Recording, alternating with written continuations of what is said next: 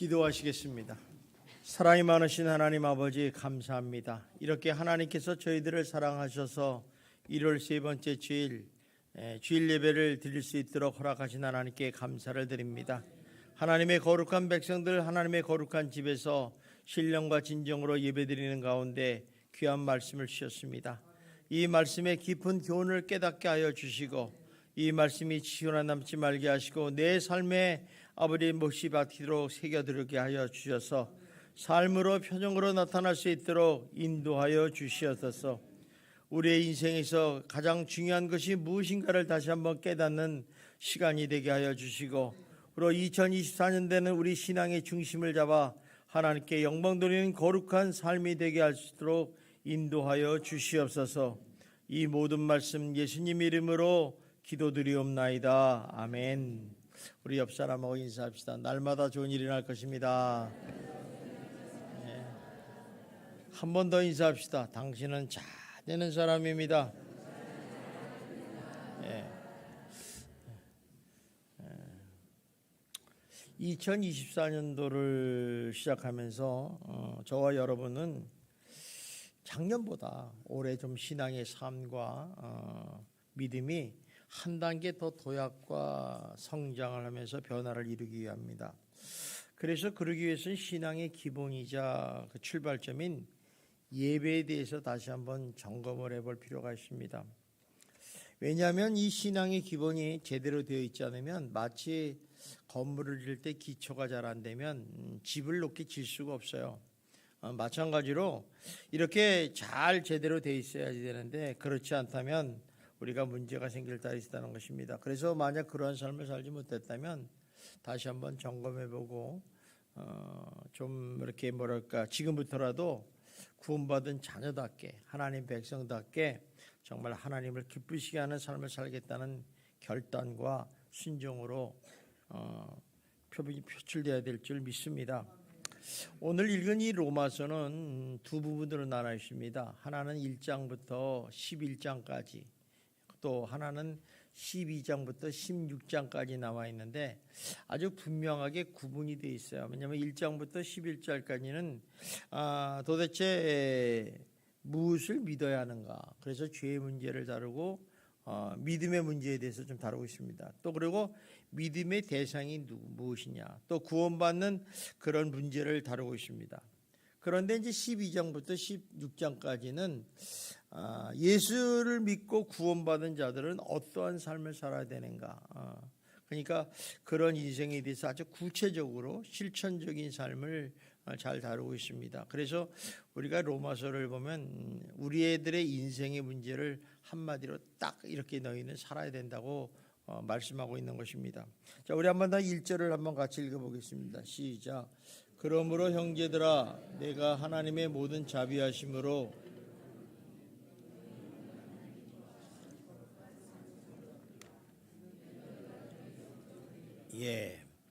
여기서 이제 그러므로라는 단어가 되게 중요해요. 이 그러므로는 접속사인데 이것은 이제 1장부터 11절까지와 12절부터 16절을 연결하는 하나의 고리와 같아요. 고리. 그래서 그러므로 이런 단어는 무슨 얘기냐면 쉽게 얘기하면 예수를 믿고 구원을 받았으면 너희가 하나님의 자녀가 되고 백성이 되었다면 반드시 거기에 대한 반응이 나타나야 된다는 거예요.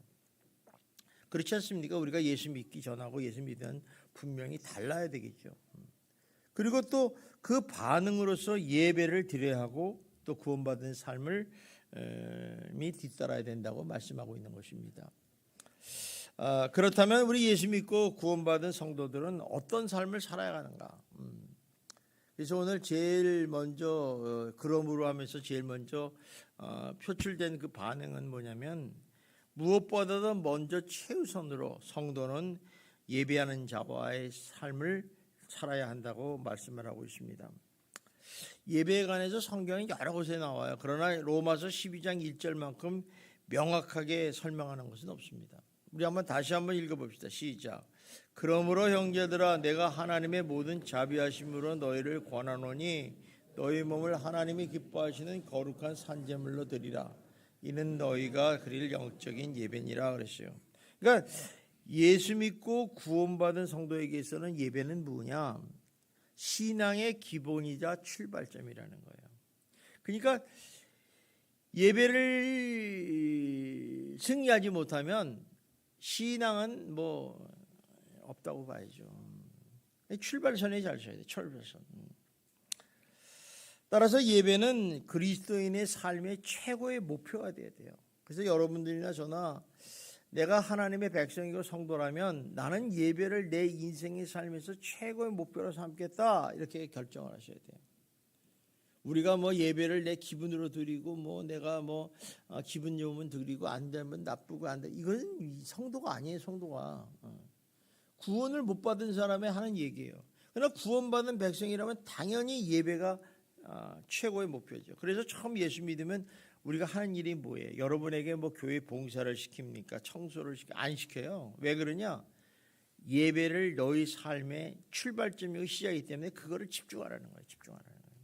그래서 예배 생활을 하잖아요. 그러니까 주일날이면 교회 와서 예배 드리고 집에 가고 그것만 해도 괜찮다, 이렇게 얘기하는 거죠.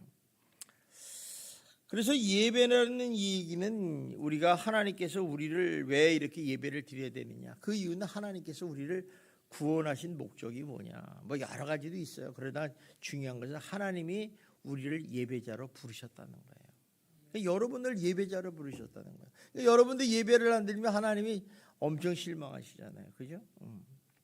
따라서 성도가 예배를 드릴 때 창조해 주신 하나님과 피조물인 인간의 모습이 가장 잘 드러나요. 그러니까 여러분 예배를 드릴 때 내가 예배를 어떻게 드리느냐에 따라서 창조주 하나님을 사랑하고 있느냐, 나는 피조물인 인간이냐, 이 모습이 나타난다는 거예요.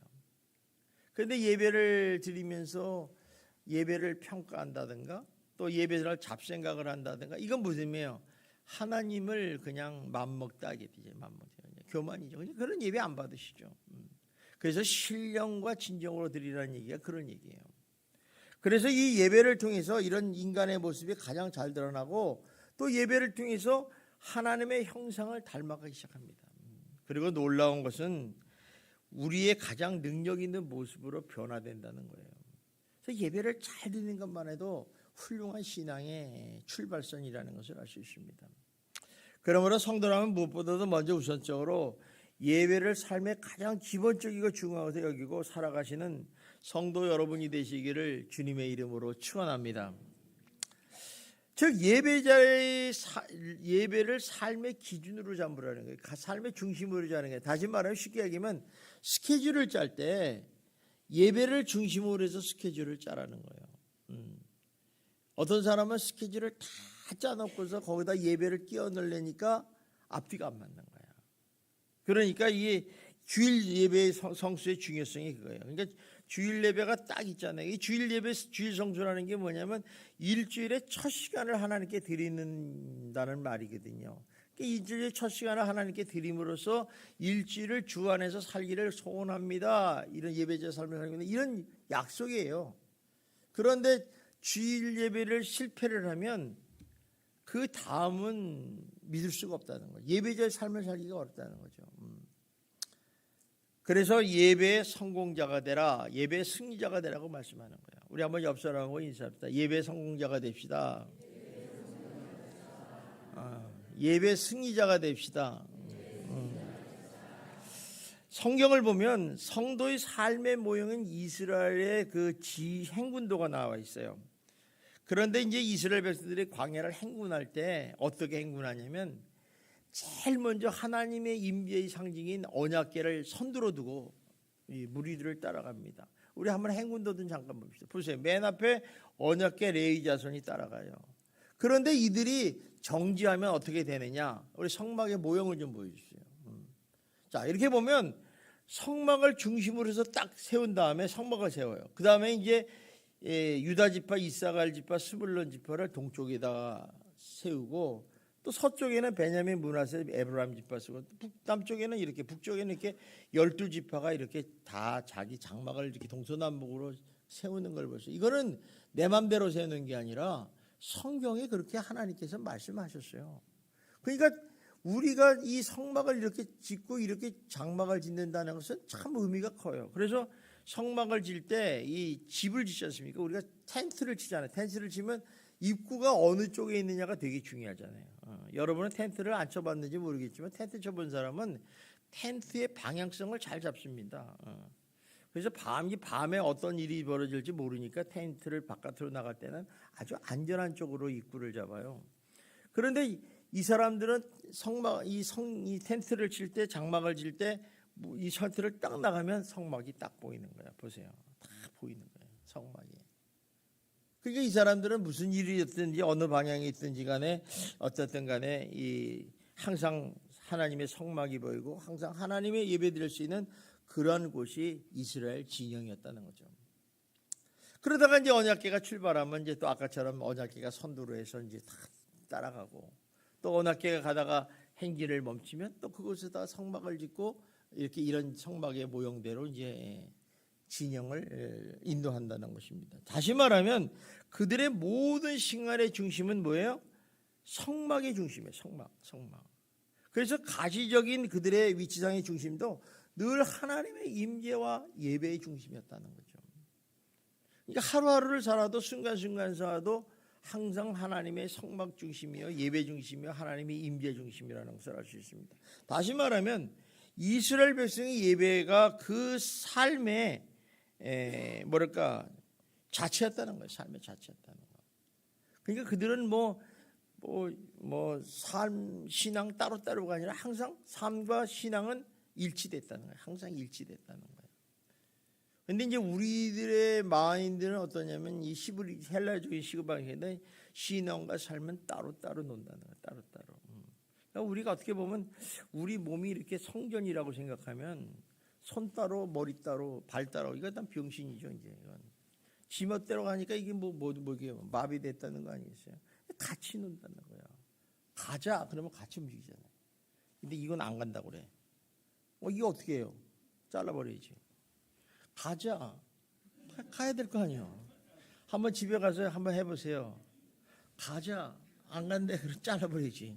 가야 될 거 아니에요. 이게 온몸에 같이 움직이는 게 같이. 그러니까 삶의 저 영역에서 볼 때 하나님의 중심 신앙이었다는 거예요. 성도들도 마찬가지입니다. 성도의 삶도 마찬가지입니다. 성도의 삶은 뭐냐? 모든 삶 정체가 하나님 중심, 교회 중심, 예배 중심이라는 거예요. 이 사실을 우리가 잊어버리질 말아야 돼요. 그러니까 신앙생활할 때 하나님 중심, 예배 중심, 교회 중심이라는 사실을 분명히 우리가 머릿속에 집어넣고 그런 삶을 살려고 애를 써야 된다는 거예요. 아마 처음에는 좀 힘들겠죠. 그러나 그렇게 살 수가 있다는 거죠. 따라서 이 특별한 경우가 아닌 이상은 이게 일이나 여행을 하다가도 주일이 되면 어떻게 돼요? 교회 중심이니까 하나님 앞으로 돌아와야죠. 그러나 이제 내가 외국에 가서 체류를 하는데 한 달이고 두 달이고 있으면 못 오잖아요. 그럼 거기서라도 이제 교회를 가서 예배를 드려야 되지만 그걸 잠깐 드리는 거고 다시 교회를 돌아와야 된다는 거죠. 그리고 모든 계획을 세우거나 일을 할 때도 무엇을 하든지 우선순위가 먼저 예배의 최우선의 삶을 둬야 된다는 거죠. 그러니까 하나님의 중심의 삶을 살고 언제나 예배를 중심으로 인생을 영위하는 믿음의 사람이 되어야 된다는 것입니다. 근데 우리가 예수 믿기 전에는 어땠어요? 예배하고는 아무 상관없었어요. 항상 내 스케줄 중심이죠. 내 스케줄 중심. 근데 이제는 예수를 믿고 거듭난 인생이 되셨으니 여러분 하나님의 중심의 스케줄을 짜시기를 주님의 이름으로 축원합니다. 미국 39대 대통령인 지미 카터라는 대통령이 있었어요. 참 유명한 대통령이 아닙니까? 근데 이분이 대통령이 되다 보니까 엄청 바쁘셨어요. 여러분 대통령은 진짜 바빠요.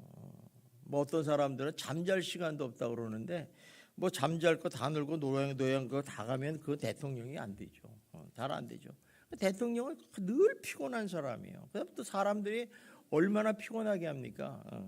조금만 지나가다가 하면 대통령이 시스레빠 신고 댕겼다는 둥 그러잖아요. 어쨌든 간에 이 지미 대통령이 된 데에도 그분은 참 신앙인이었어요. 그래서 매주일만 되면 워싱턴에서 조지아 주로 가는데 비행기 타고 보통 1시간 내지 2시간을 내려가야 됩니다. 플로리다 쪽으로. 그리고 거기를 비행기를 타고 자기 전용 비행기를 타고 가서 거기서 이제 주일 예배를 드리고 자기 직분이 뭐냐면 교회에서 교사예요, 교사. 교사 직분을 하고 그리고 비행기 타고 다시 워싱턴으로 돌아오는 일상을 계속하게 한 거예요.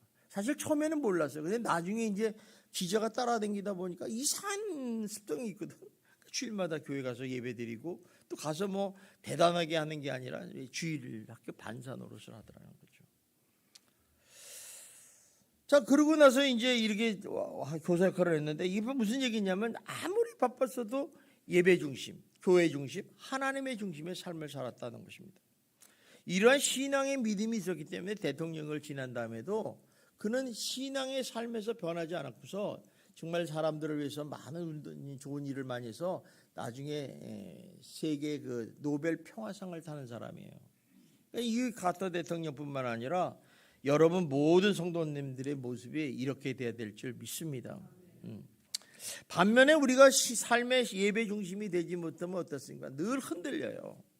중심을 못 잡으니까 맨날 흔들리는 거죠. 그래서 배도요, 폭풍랑이 왔는데 안 흔들려면 중심이 딱 있어야 돼. 중심이. 모든 게 중심이 있어야지 안 흔들리지 않습니까? 중심이 없으니까 자꾸 흔들흔들하는 거죠. 그래서 주일이 되었을 때도 불구하고 주일 됐다는 얘기는 뭐예요? 교회 가서 예배를 드리는 날이다. 하나님께 예배를 드리는 날이다라는 게 머릿속에 딱 들어가야 돼. 그러면 주일 되면 무조건 하나님께 예배를 드리는 게 예의울선이어야 되는데 일이 생겼어. 돈 벌 기회가 생겼어. 그러면 다 때려치우고 일하러 나간다. 이런 사람이 많아요. 또 누가 와서 낚시 가자 그러면 그래 오늘 피곤한데 낚시나 한번 갈까? 또 어떤 사람이 등산 가자면 등산도 가고 또 어떤 사람은 결혼식이 있다 그러면 뭐 예배 중심이 아니라 우리 친척이 결혼하니까 결혼식 간다. 저는요 우리 성도가 주일날 결혼식 한다 그러면 안 가요.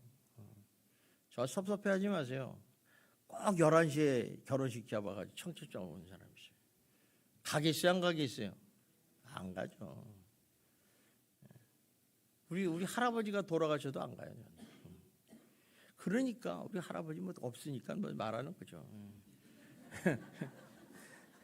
하여간 어쨌든 간에 이런 정말 집안에 경사가 있고 조사가 있어도 주일은 주님의 날이거든요. 주님의 날. 그러다 보니까 이제 뭐 여행 가자고 하면 여행도 안 가고 등산 가자면 등산도 안 가는 거죠. 이런 사람들은 조금만 이렇게 피곤하면요.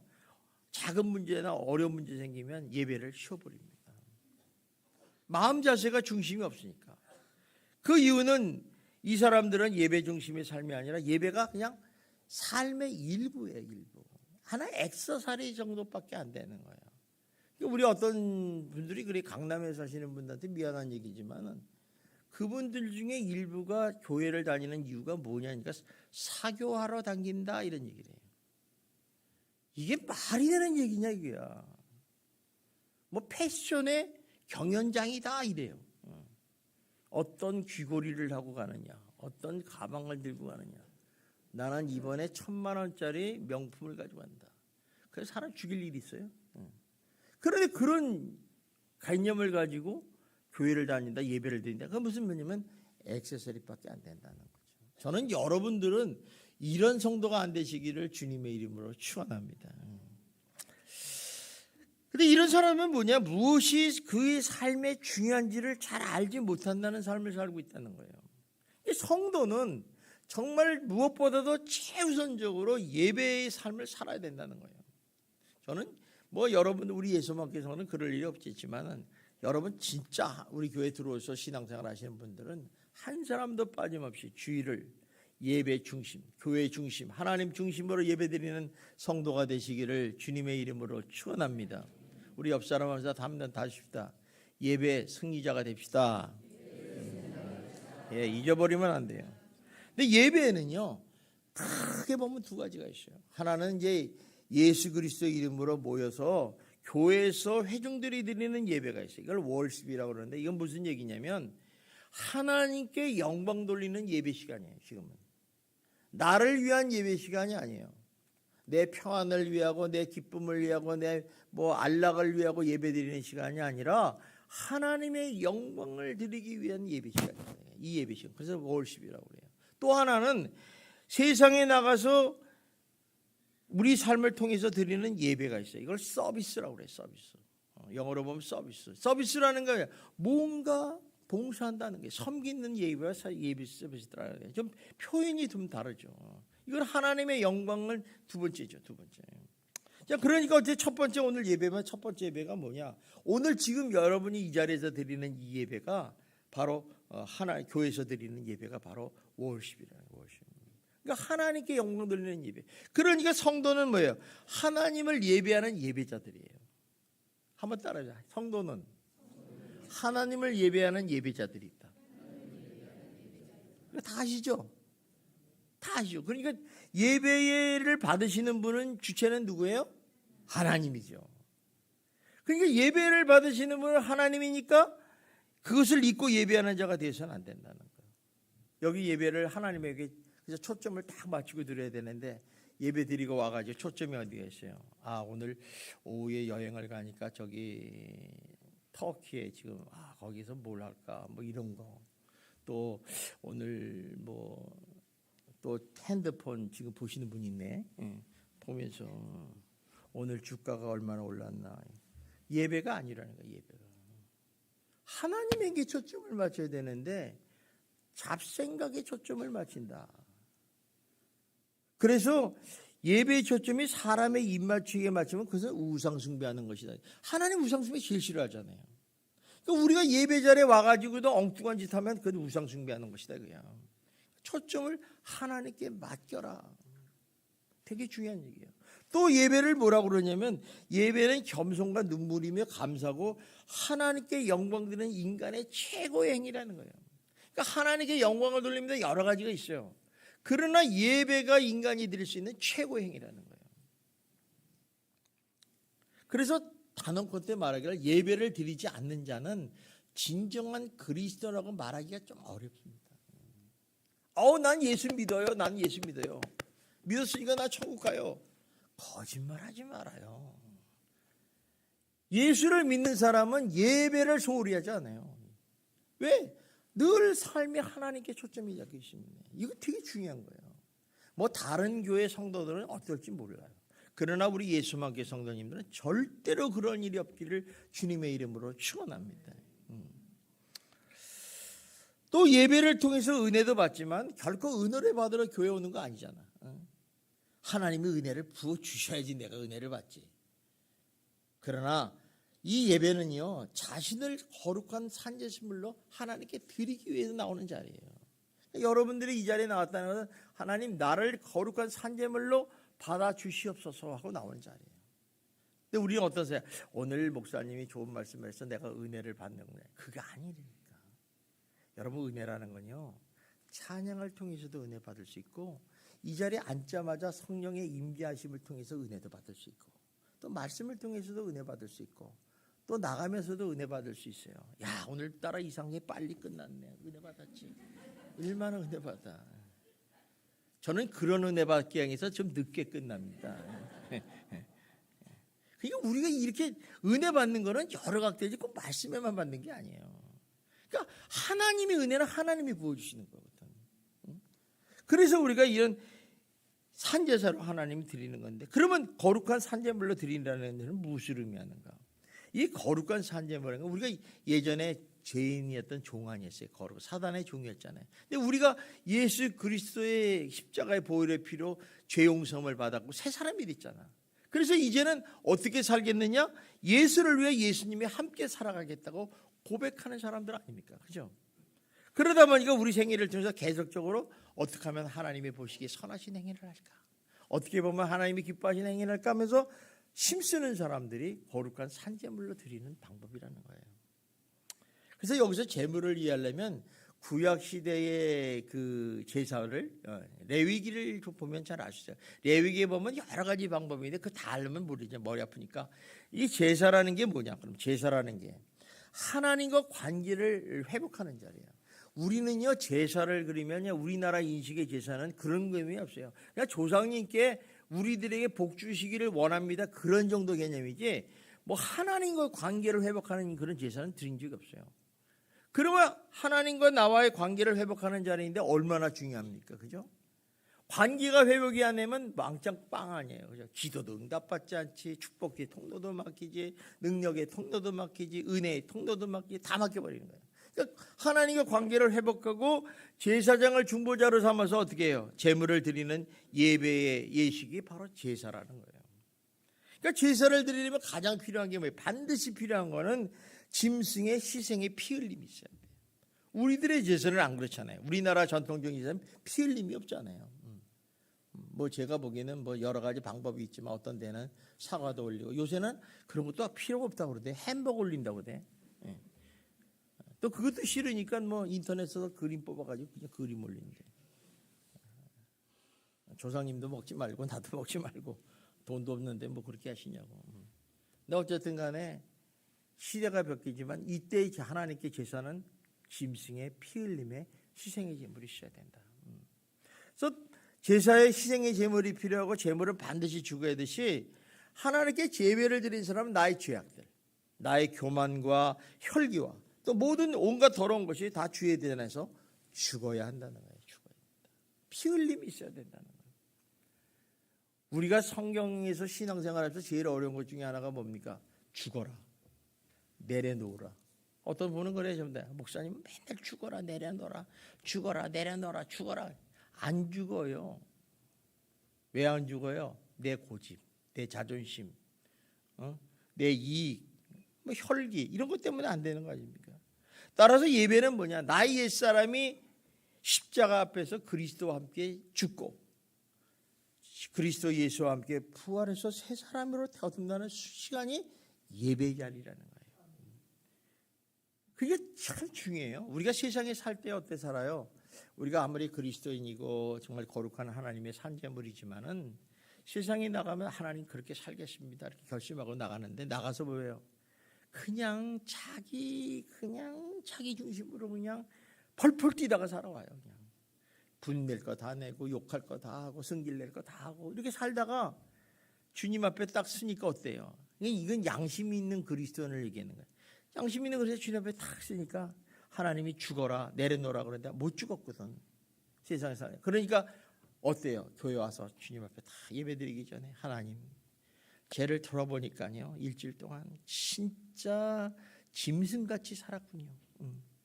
분내고 혈기 부리고 정말 내가 죽지 못하고 살았습니다. 이게 바로 예배의 자세예요. 그래서 여러분들이 예배 시간에 정말 부탁하는데 15분 전에는 오셔야 돼요. 15분 전에 오셔서 준비하시되, 왜? 뭘 준비하느냐? 바로 이거를 준비해야 되는 거예요. 지난 일주일 동안 나를 돌아보면서 내 자신을 회개하는 자리를 대야 된다는 거예요. 그런데 예배를 벌써 들었는데 이 성가대가 막 부르는데 그때 헐레벌떡 들어와서 앉으면요, 뭔 예배를 드렸는지도 몰라요. 그렇게 하지 마세요. 그건 여러분에게 손해예요. 하나님은 여러분의 한 사람 한 사람 예배를 받으시지 전체 예배를 받으시는 분 아니란 말이에요. 그냥 예배가 이렇게 중요한 거예요. 그러니까 우리가 이런 예배를 드리려면 얼마나 중요한지 몰라요. 그래서 희생 없는 예배는 거짓이라는 거죠. 그래서 시간을 헌신하고 물질을 희생하고 내 모든 것을 희생하여 드리는 자리가 바로 이 예배 자리예요. 여러분이 이 자리에 나오신 분들은 여러분의 최선도 여러분의 시간을 하나님께 드리는 줄 믿습니다. 이거 틀림없어요. 내 시간 아까우면 나오지 마세요. 여기 왜 옵니까? 내 시간을 하나님께 드리는 것보다 돈 버는 게 좋다면 돈 벌으세요. 전 돈 버는 건 나쁘다고 생각하지 않습니다. 그러나 천국 갈 생각은 꿈도 꾸지 말아요. 되게 중요한 얘기예요. 그래서 어떤 이들은 예배 드리다가 박해자들부터 목숨 잃었지만 결코 예배를 포기하지 않습니까? 예수를 포기하지 않고 예배를 포기하지 않습니다. 이게 많은 순교자들의 모습 아닙니까? 그래서 예배를 위해서 나의 모든 것을 버릴 수 있어야 희생도 감수할 수 있어야 진정한 예배자로 나갈 수 있다는 것입니다. 그러므로 여러분, 참된 예배를 드리려면요, 나의 모든 육적인 요소를 죽여야 됩니다. 그리고 내 자아와 내 자존심이 죽고 내 안에 계신 그리스도 예수만이 살아 역사하는 능력을 체험하는 것이 예배의 본질이라는 거예요. 예배를 왜 드리느냐? 내 안에 예수 그리스도만 살아나는 체험하기 위해서 드리는 거다. 그래서 예배의 본질에 대해서 아주 잘 나타내는 성경 구절이 하나 있어요. 여러분 너무 잘해요. 갈라디아 2장 20절입니다. 우리 한번 봅시다. 시작. 그리스도와 함께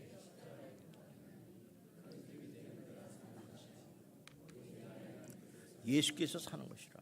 이제 내가 육체 가운데 사는 것은 나를 사랑하사 나를 위하여 자기 자신을 버리신 하나님의 아들을 믿는 믿음 안에서 사는 것이다. 자 보세요. 이거 예배가 뭐냐? 예배가 내가 그리스도와 함께 십자가에 죽었습니다고 선포하는 거예요. 예배가. 그리고 예배가 뭐냐? 나는 그리스도 예수의 사람들입니다. 이그로서 지금부터 내 육체와 내 정과 욕심을 십자가에 못 박아 죽었습니다 하고 고백하는 자리예요. 그래서 하나님의 진정한 예배자들은 내 육체와 함께 내 그리스도와 참된 예배자들은 내가 죽고 내 안에 그리스도 예수가 사는 것이라는 거예요. 그래서 갈라디아 2장 20절이 어마어마하게 우리에게 중요한 구절이에요. 여러분 다 외우시죠? 그래서 내 안에 계신 예수 그리스도께서 살아있는 능력을 체험하는 것이 바로 예배라는 거예요. 그래서 여러분 예배 시간에 오늘도 이 자리에서 하나님의 임재하심과 하나님의 살아 역사하심을 체험하면 그 예배는 성공한 예배예요. 근데 이거를 체험하지 못하고 그냥 졸다가 간다든가 이러면 이제 체험 예배가 제대로 되지 않게 되죠. 따라서 하나님이 기뻐하시는 산재물로 되려면 내가 살아있어는 안 된다는 거예요. 내가 죽어야 되는 거예요. 그래서 여러분들이 이 예배 시간이 시작되기 전에 먼저 죽이는 훈련을 하십시오. 집에서 하면 더 좋겠지만 안 되면 15분 전에 와서 죽고 하고 그 다음에 하나님께 이렇게 고백해요. 하나님은 나의 주인이시고 나의 왕이십니다. 나를 통치하여 주시옵소서. 그러는 자세로 예배를 드려야 된다는 거예요. 내가 죽어야 되는 것을 알지만은 난 살지 못했지만은 이를 용서. 그래서 회개라는 게 뭐냐? 내가 죽는 자리예요. 내가 죽는 자리. 여러분 회개하라면 되게 싫어하죠. 근데 회개 잘하는 사람이 사는 사람이에요. 여러분 회개 없이는 기도가 응답도 안 되고 회개 없이는 주님 앞에 가까이 갈 수가 없습니다. 그래서 내가 죽어야 돼요. 죄가 되어야지 거룩한 산재물이 될 수 있다는 것입니다. 그래서 이렇게 하나님은 나의 왕이시고 주인이시다 고백하고 나서 은혜를 받지 않습니까? 그리고 은혜를 충만하게 받은 다음에 세상으로 나가 다시 예배자의 삶으로 힘있게 살아가는 것이 예배의 본질이라는 것입니다. 그러므로 여러분들은 정말 24년대에는 나를 하나님이 기뻐하는 거룩한 산재물로 드리시는 정말 예배를 하셔서 하나님의 영광 돌리는 거룩한 성도가 되시기를 주님의 이름으로 축원합니다. 또 하나는 예배는 교회 밖에서 삶을 통해 드리는 예배가 있습니다. 우리 그리스천이 여기서 예배를 드리고 세상에 나가 예배자로 산다는 것은 굉장히 중요한 일입니다. 다 알죠? 그런데 굉장히 어렵습니다. 이 예배자로 사는 게 쉽지 않습니다. 여기 막 갈등이 왜? 내 삶이 있잖아요. 삶의 스타일, 또 나의 교만, 교집이 있잖아요. 그러니까 이거를 이기고 산다는 게 얼마나 어렵겠습니까? 그래서 진정한 예배자의 삶이란 뭐냐? 어떤 사람이 이렇게 있어요. 예배당의 문을 열고 나가면서 시작된다. 여기서는 예배를 드리고 저 문을 나가는 순간부터 예배자의 삶이 시작한다. 그러면 진정한 예배자의 삶이 뭐냐? 우리가 이제 예배자의 삶을 살아라 그러는데 참 어렵잖아요. 그러니까 맨날 예배만 드릴 수도 없고. 근데 헨리 나우엔이라는 아주 사람이 예수의 길에서 이런 말을 했어요. 아주 굉장히 공감 가는 얘기를 했습니다. 뭐냐면 일상에서 하나님의 임재 연습하기를 쉬지 말아야 된다. 그러니까 무슨 얘기냐면 예배를 통해서도 하나님의 임재하심을 경험해야 되고 삶 속에서도 하나님의 임재하심을 경험하면서 사는 삶을 살아야 된다 이거예요.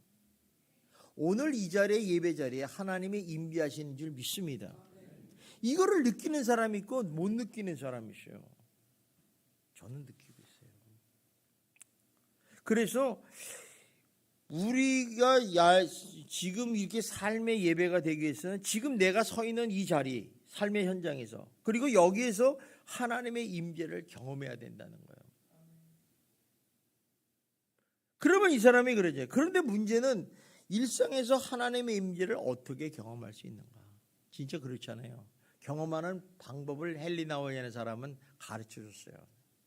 제가 이분 굉장히 좋아하는데 이분은 이렇게 얘기해요. 헨리 나우엔은 우리가 하나님의 임재를 경험할 수 있는 방법은 뭐냐? 두 가지가 있다. 하나는 기도와 섬김을 통해서 경험할 수 있다는 거죠. 왜? 기도가 뭡니까? 기도. 여러분, 기도라는 게 우리가 하나님 앞에 이 자리에서 여기서 하나님의 임재 안으로 들어가는 거예요. 그러니까 여러분, 기도하러 딱 앉거나 기도하러 나오면 어때요? 뭐만 생각이 나요? 하나님만 생각나잖아요. 그러니까 하나님 안되는 임재 안으로 쭉 들어가는 거예요. 그러니까 여러분들이 기도하는 자리에 하나님이 역사하기 시작한다는 걸 알 수 있어요. 또 섬김이라는 게 뭐냐? 섬김에서 가장 중요한 거는 뭐냐면 내가 하나님 아버지 마음을 품어야 돼요. 그리고 자기를 위해서 종의 형체를 가지고 사람들을 위해서 무언가를 행하는 사랑의 행위를 섬김이라고 그래요. 아무리 그 사람을 도와줘도 사랑의 행위가 없으면 그건 섬김이 아니에요. 가짜의 위선이에요. 사랑의 행위가 중요하다는 거예요. 사랑의 행위가. 그래서 예배자의 삶은 하나님의 임재한 가운데 교회와 가정과 교회를 위해서 무엇인가를 섬기며 사랑하면서 살아갈 때 그것을 삶의 예배라 이게.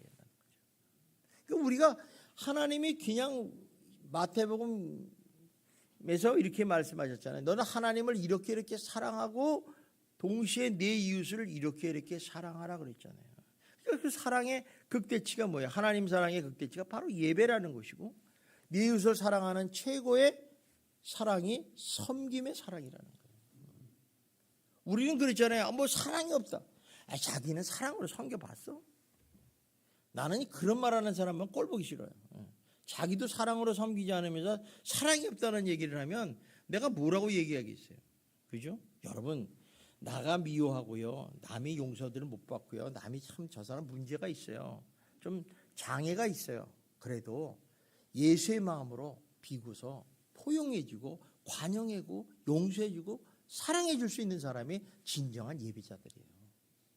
뭐 아무리 뭐 찬양하고 뭐 난 믿습니다고 기도하고 성령 받고 그거 그렇게 중요하지 않다니까요. 하나님의 성경의 말씀에 사랑하라는 거 아니에요. 사랑하라.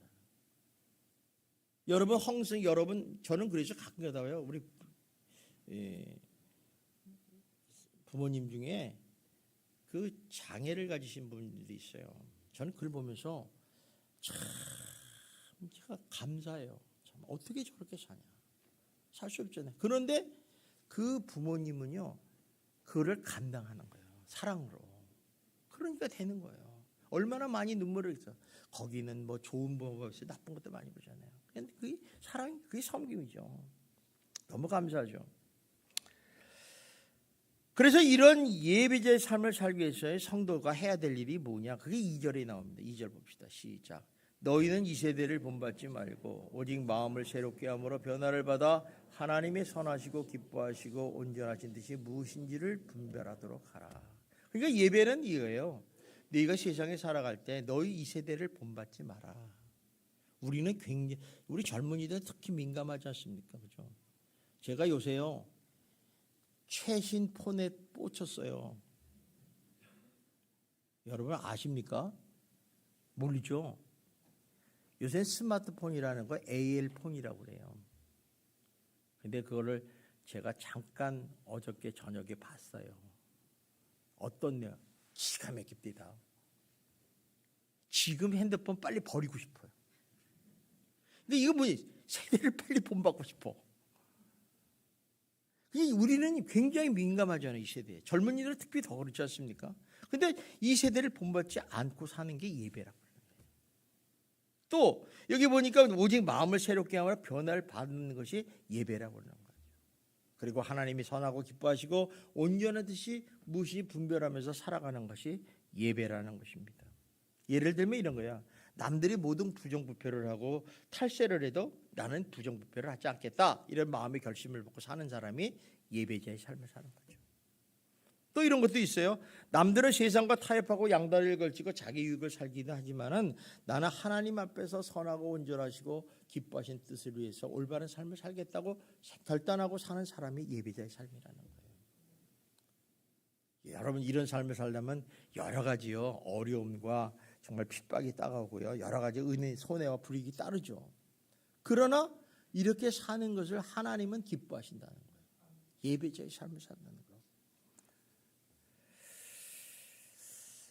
미국의 믿음의 뿌리인 청교도들이 있습니다. 청교도들. 청교도들이 있는데 지금 이제 미국의 역사는 청교도 역사라고 그러는데 이 청교도들은 신앙과 삶의 이원론을 거부한 사람들이에요. 그러니까 예를 들면 이런 얘기, 그들의 신조는 교회 안에서는 거룩하고 세상에 나가서는 멋대로 사는 것은 성도의 삶이 아니다 하고 선언을 해요. 그러니까 여러분 한번 이 청교도의 신앙에 대해서 생각해 보면 여러분이 정말 나는 성도 삶이 아닌가? 이렇게 생각할 수도 있어요. 그러면서 하는 얘기가 삶 전체가 예배다 이런 얘기를 해요. 그래서 하나님이 우리에게 주신 그 직업의 현장, 삶의 현장에서 있는 힘을 다해서 예배를 드리는 마음으로 장사를 하고 사업을 하고 예배드리는 마음으로 자녀를 가르치고 예배드리는 마음으로 모든 사회 활동을 해야 된다 이렇게 얘기를 하고 있습니다. 그랬더니 어떤 여러면 사회가 변화되기 시작하고 엄청나게 놀라운 일이 일어났어요. 결과적으로 미국이 상공업이 발달하고 경제가 부흥하고 정직한 전통과 도덕적인 윤리가 생기기 시작했다는 거죠. 이거는 뭐냐면 예배자의 삶을 살았기 때문에 이렇게 됐다는 거예요. 오늘 미국은 보십시오. 이 도덕과 윤리가 떨어질 대로 떨어졌습니다. 경제적인 위기가 오고 있습니다. 왜? 예배자의 삶을 안 살고 있기 때문에. 아무리 뭐 강한 미국 트럼프가 하지만은 그거 가지고 강해지지 않는다는 거예요. 성도 여러분, 우리의 문제점이 뭡니까? 교회 안에서는 예배를 드린다고 말은 하지만은 세상 나가서 완전히 예배를 떠난 이원적인 삶, 신앙과 삶이 분리되는 삶을 살고 있다는 것이 우리들의 문제가 아니겠습니까? 저는 그래요. 올해 2024년만큼은 이제부터는 신앙과 삶이 하나가 되는 그런 예배자의 삶이 살기를 주님의 이름으로 축원합니다. 그래서 우리가 이제 예수를 믿고 구원받는 어떤 삶인가 두 가지죠. 하나는 무엇보다도 우선적으로 예배를 드리는 삶을 살아야 된다. 아멘. 두 번째는 세상에 나가서 예배자의 삶을 살아야 된다는 거예요. 간단해요. 오늘 주제인 말씀인 예배와 예배자의 삶을 놓치지 마시고 여러분이 어떻게든지 하나님이 기뻐하시고 선하시고 온전한 뜻이 무엇인 걸 분별하면서 살아가는 여러분이 되기를 주님의 이름으로 축원합니다. 그러면 하나님이 여러분이 안 될 것도 다 잘 되게 하세요. 하나님이 이렇게 살라고 그러셨으면 하나님이 그 다음에 인생은 내가 책임져 줄게 이런 얘기예요. 우리 걱정할 게 없어요. 이렇게 안 살면서 하나님의 복을 받으려니까 도둑놈이죠. 여러분 그러지 마세요. 내가 한번 살아보세요. 한 100년쯤 살아본 다음에 복을 받는가 한번 확인해 보세요. 뭐 그 전에 돌아가신 분 어쩔 수 없지만 어쨌든 우리가 이렇게 살아야 된다는 것입니다. 그러므로 여러분 2024년에는 모든 성도들이 교회에 모여서 예배를 드리고 흩어져서 세상에 나가서 삶의 현장으로 몸으로 예배드리는 성도가 되시기를 주님의 이름으로 축원합니다. 기도하겠습니다. 사랑이 많으신 하나님 아버지 감사합니다. 하나님께서 저희들을 지극히 사랑하시고 인도하셔서 오늘 예배와 예배자의 삶에 대해서 말씀을 합니다. 이제 2024년도부터는 아버지의 구원받은 백성으로서 하나님의 자녀로서 정말 이런 삶을 살기를 원합니다. 정말 하나님께서 우리를 붙들어 주시고 하나님의 영광과 기쁨을 되는 삶이 될 수 있도록 축복하여 주시옵소서. 예수님 이름으로 기도드리옵나이다. 아멘.